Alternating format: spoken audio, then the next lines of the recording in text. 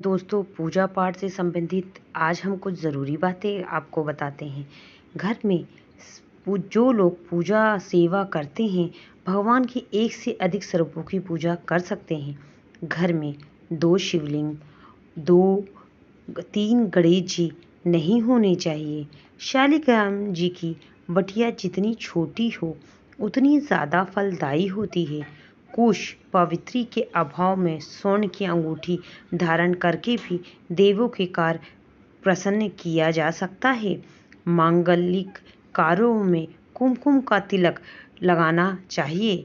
पूजा में टूटे हुए अक्षय का उपयोग नहीं करना चाहिए। पानी, दूध, दही, घी आदि में उंगली डालना नहीं चाहिए। इन्हें लोटे, चम्मच आदि से लेना चाहिए, क्योंकि नक्श स्पर्श से वस्तुएं अपवित्र हो जाती हैं, अतः ये वस्तुएं देव पूजा के लिए योग्य नहीं रहती हैं। तांबे के बर्तन में दूध, दही या पंचामृत आदि नहीं डालना चाहिए, क्योंकि ये मदिरा के समान हो जाता है। आचमन 3 बार करने का विधान है। इसमें त्रिदेव ब्रह्मा, विष्णु, महेश प्रसन्न हो जाते हैं। दाहिने कान का स्पर्श करने पर भी आचमन के तुल्य माना जाता है। कुशा के अग्र भाग से देवताओं पर जल नहीं छिड़कना चाहिए। देवताओं को अंगूठे से नहीं मलें और चकले पर से चंदन कभी नहीं लगाना चाहिए। उसे एक छोटी सी कटोरी या बाएं हाथ या हथेली में रखकर लगावें। पुष्प को बाल्टी, लोटे या जल में डालकर फिर निकालकर नहीं चढ़ाना चाहिए। श्री भगवान के चरणों की 4 बार, नाभि की 2 बार, मुख की 1 बार, 3 बार आरती उतार कर समस्त अंगों की 7 बार आरती उतारें। श्री भगवान की आरती समय अनुसार घंटा, नगर, झांझर, थाली, घंटाल, शंख इत्यादि बजावें। उनकी ध्वनि से आसपास के वायुमंडल के कीटाणु नष्ट हो जाते हैं। नाद ब्राह्मण होते हैं। स्वर्ग से प्रतिदिन आत्मिक शांति मिलती है। लोहे के पात्र से भी भगवान का नैवेद्य अर्पित नहीं करें। हवन में अग्नि प्रज्वलित होने के बाद ही आहुति दें। समाधि अंगीठी से अधिक मोटी नहीं होनी चाहिए, अर्थात 10 अंगुल की लंबी होनी चाहिए। छाल रहित या कीड़े लगी हुई समाधि यज्ञ में वर्जित है।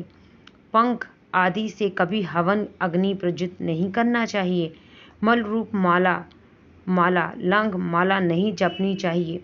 माला रुद्राक्ष, तुलसी या चंदन की उत्तम मानी गई है। माला को अनामिका तीसरी उंगली पर रखकर मध्यम दूसरी उंगली से चलाना चाहिए। जाप करते समय सिर पर हाथ या वस्त्र नहीं रखें। तिलक करते समय सिर पर हाथ या वस्त्र रखना चाहिए। माला का पूजन करने के ही जप करना चाहिए। ब्राह्मण या दूतित को स्नान करके तिलक अवश्य लगाना चाहिए। जाप करते हुए जल में स्थित व्यक्ति को दौड़ते हुए, शमशान से लौटते हुए व्यक्ति को नमस्कार करना वर्जित है। बिना नमस्कार किए आशीर्वाद देना वर्जित है। एक हाथ से प्रणाम नहीं करना चाहिए। सोए हुए व्यक्ति का चरण स्पर्श नहीं करना चाहिए। बड़ों को प्रणाम करते समय उनके दाहिने पैर पर दाहिने हाथ से और बाएं पैर पर बाएं हाथ से छूकर प्रणाम करें। जप करते समय जीभ या ओठों को नहीं हिलाना चाहिए। इससे अपशकुन जाप कहते हैं। इसका फल 100 गुना फलदायक होता है। जाप करते समय दाहिने हाथ को कपड़ा या गोमुखी ढक कर रखना चाहिए। जाप के बाद आसन के नीचे की भूमि को स्पर्श करना और नेत्रों को लगाना चाहिए। और संस्कृति द्वादशी, अमावस, पूर्णिमा, रविवार, संध्या के समय तुलसी तोड़ना निषेध है। दीपक से दीपक नहीं जलाना चाहिए। यज्ञ, श्राद्ध आदि में काले तिल का प्रयोग करना चाहिए, सफ़ेद तिल का नहीं। शनिवार को पीपल पर जल चढ़ाना चाहिए। पीपल की 7 परिक्रमा करनी चाहिए। परिक्रमा करना श्रेष्ठ है, किंतु रविवार को परिक्रमा करना नहीं चाहिए। कुमाण, मितार, नारियल आदि को स्त्री नहीं तोड़े या चाकू आदि नहीं काटे, यह उत्तम नहीं माना जाता। भोजन प्रसाद को लागना नहीं चाहिए। देव प्रतिमा देखकर अवश्य प्रणाम करें। किसी को भी कोई वस्तु दान दक्षिणा देना हाथ से देना चाहिए।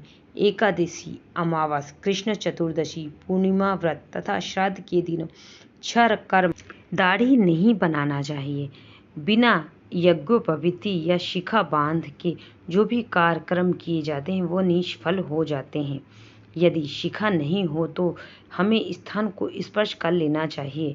शिव जी की जलहारी उत्तरमुखी रखें। शंकर जी को बेल पत्र, विष्णु जी को तुलसी, गणेश जी को दूबा, लक्ष्मी जी को कमल प्रिय है और शंकर जी को शिवरात्रि के और कुमकुम नहीं चढ़ाना चाहिए।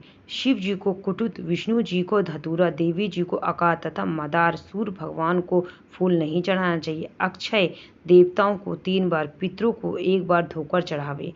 नए बेलपत्र नहीं मिले तो पुराने बेलपत्र धोकर चढ़ाएं। विष्णु भगवान को चावल, गणेश जी को तुलसी नहीं अर्पित करनी चाहिए। पुष्प, फूल का मुख नीचे करके नहीं चढ़ाना, जैसे उत्तम होता है वैसे ही चढ़ावे, किंतु बेलपत्र उल्टा करके ही और डंडी तोड़कर ही चढ़ावे। पान की डंडी का अग्रभाग तोड़कर ही चढ़ावे। सड़े हुए पान पुष्प नहीं चढ़ावे। गणेश जी को तुलसी भद्र शुक्ल चतुर्थी को चढ़ती है। 5 रात्रि तक कमल का फूल बासी नहीं होता है। 10 रात्रि तक तुलसी पत्र बासी नहीं होता है। सभी धार्मिक कार्य में पत्नी को दाहिने भाग में बैठाकर धार्मिक क्रिया संपन्न करना चाहिए। पूजन करने वाले को ललाट पर तिलक लगाना ही पूजा करना चाहिए। पूर्व भी मुख बैठकर अपनी बाईं ओर घंटा, धूप आदि, दाहिने ओर शंख, जल पात्र एवं पूजा सामग्री रखें। घी का दीपक जलावें। देवताओं को बाईं ओर, अपने दाईं ओर और चावल के ऊपर दीप जलावें। इस तरह पूजा करें। धन्यवाद। आपको ये जानकारी कैसी लगी कमेंट्स बॉक्स में ज़रूर बताइएगा और जय श्री राधे राधे लिखना मत भूलिएगा।